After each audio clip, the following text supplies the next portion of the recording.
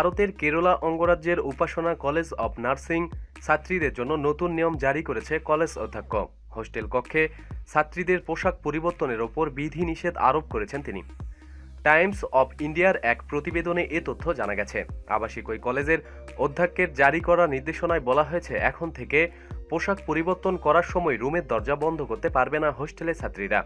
এই নির্দেশনার পিছনে কলেজ অধ্যক্ষের যুক্তি, পোশাক পরিবর্তনের নামে ঘরের দরজা বন্ধ করে অনৈতিক কাজে লিপ্ত হয় ছাত্রীরা। মোবাইল ব্যবহার করে অনৈতিক কাজ ছাড়াও অনেক সময় সমকিয়াতে লিপ্ত হয় তারা।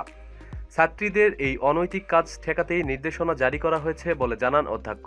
তিনি বলেন, পোশাক পরিবর্তনের সময় রুমের দরজা বন্ধ করে তার সামনে চেয়ার রেখে দিতে পারবে ছাত্রীরা।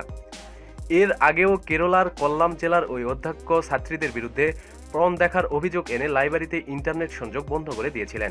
এদিকে পোশাক পরিবর্তনের নতুন নির্দেশনা জারি করায় অধ্যক্ষের অপসারণের দাবিতে আন্দোলনে নেমেছে কলেজের শিক্ষার্থীরা। প্রতিদিন সব খবরাখবরের জন্য সাথেই থাকুন এবং সাবস্ক্রাইব করুন। ধন্যবাদ।